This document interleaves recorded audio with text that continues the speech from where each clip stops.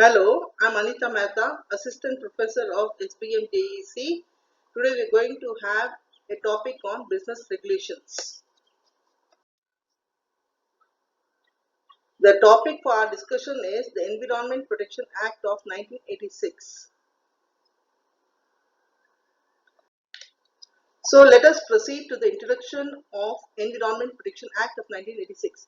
The United Nations Conference on Human Environment, that is the Stockholm Conference of 1972, was held from 5th to 16th June 1972. In this conference, it was decided that Indians and the world population all are citizens of the world, and we must take care of our environment and the earth. And therefore, in India, because of the Bhopal gas tragedy which took place in 1984, Indian government came forward for urgent legislation in the field of environment. And according to Article 253, they promulgated this ordinance for protection of our environment. So, Environment Protection Act 1986 was enacted.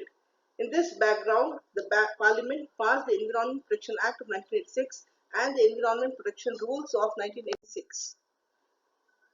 It has been clearly given in our Constitution that the states should endeavour to protect and improve the environment and to safeguard the forests and wildlife of the country.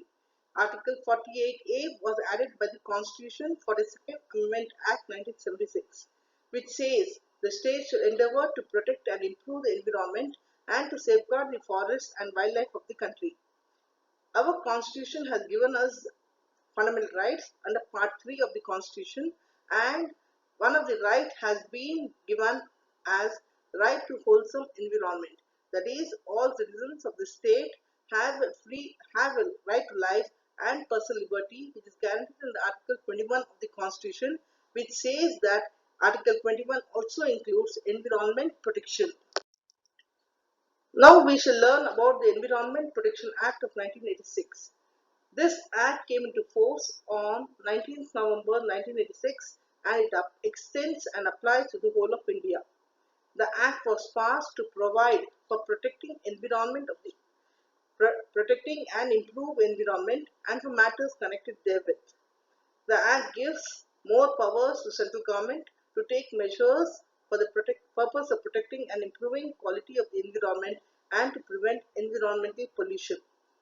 This act is an umbrella legislation designed to protect the framework for central government, and it coordinates the activities of the state authorities and central authorities under the various acts like the Water Act and the Air Act.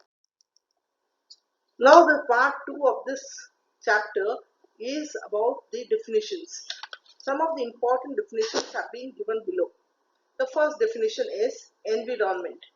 What is environment? They define it under section 2A as environment includes water, air, land and the interrelationship which exists among and between water, air, land and human beings, other living creatures, plants, microorganisms and property. In other words, we say environment consists of the biotic and abiotic components. That is, anything that surrounds you is your environment. The second important definition is environment pollutant, which means solid, liquid, gaseous substance present in such concentration as may be or tend to be injurious to the environment. And the third definition is environment pollution, which means presence in the environment of any environmental pollutant. And the fourth important definition is occupier. Occupier means in relation to the factory or premises, a person who has control over the affairs of the factory or the premises and includes the relation of to any substance, the person in possession of the substance. Now one more important word which comes along in Environment Protection Act is hazardous substance. The word hazardous means dangerous substance. So any person who ever has this custody must take proper care of those goods. Now the second important part is explain the powers of the central government.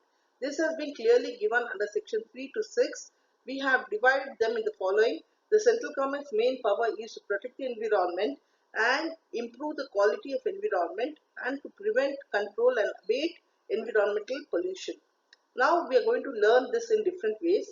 That is, general powers of the central government. The first one is, the central government has the power in all the following. That is, the first one, to coordinate the action of the state governments, to plan and control a nationwide program for prevention, control and abatement of environment pollution, to prescribe standards for the quality of environment, to prescribe different standards for emission for discharge of environmental pollution, and the central government can restrict areas of industries.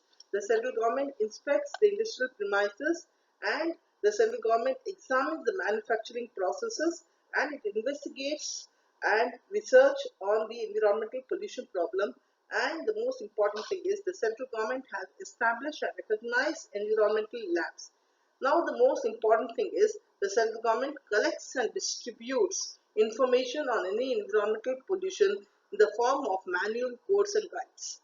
The second important power of central government is, the central government appoints officers and entrusts them with such powers and functions as it deems fit.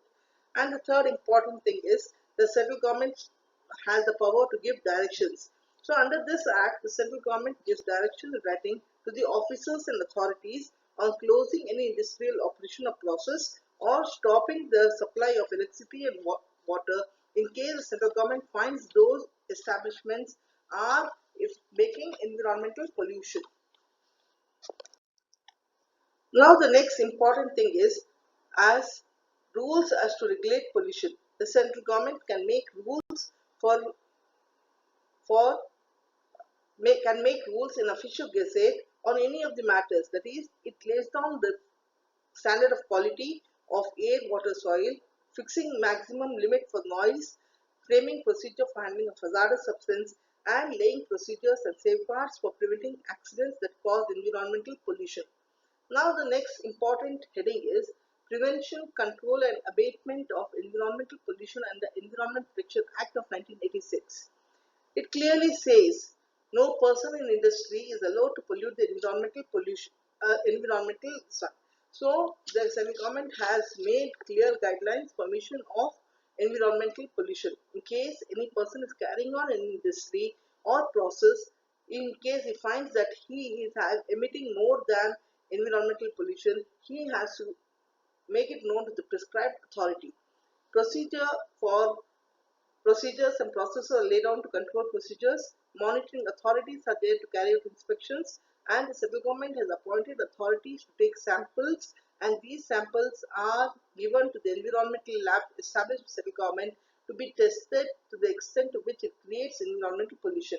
And the central government has put duties on the persons who causes environmental pollution. The most important duty is, those persons must mitigate environmental pollution, and they must inform the prescribed authorities, and they must help the authorities in preventing or reducing the environmental pollution, and they must bear the expenses that is incurred on remedial measures. So these are the duties of the persons who are creating environmental pollution. Now coming to this most important thing is power of entry and inspection.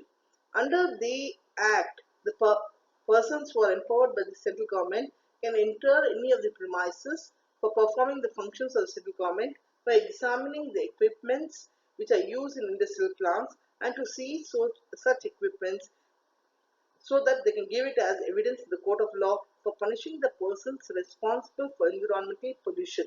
If any person carrying on any industry or process fails to help these authorities or intentionally prevents him from doing so, they will be punished under CRPC, that is Criminal Procedure Code of 1973.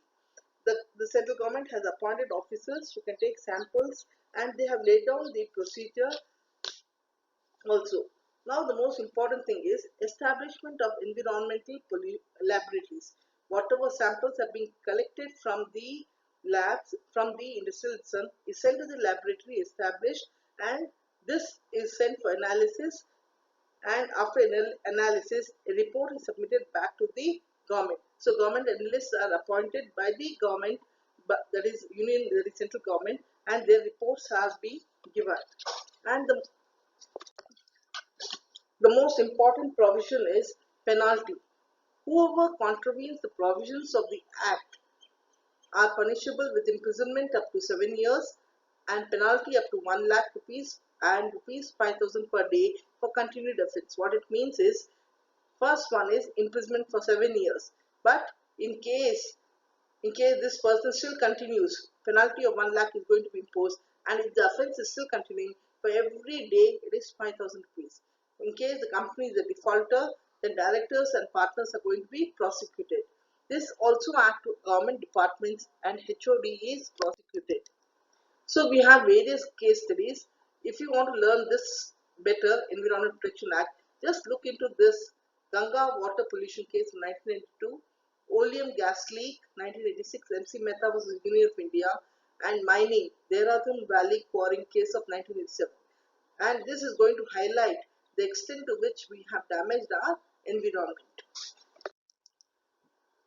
Together with the Environment Protection Act, we have to know the Environment Protection Rule of 1986. The rules are as follows. First one, it lays down standard for emission or discharge. It lays down the procedure. It lays down the prohibition and restriction on location. It lays down the procedure to take samples when any person is filing complaint, format of notice and details to serve, format of environmental lab, and format of environmental audit. These are the various acts which protects the environment. We have the Air Prevention and Control of Pollution Act 1981. We have Biological Diversity Act. We have the Forest Conservation Act. We have NGT Act. We have the Public Liability Insurance Act, the Water Prevention and Control of Act, Wildlife Protection Act, Noise Pollution Act, Hazardous Waste Handling Management Act.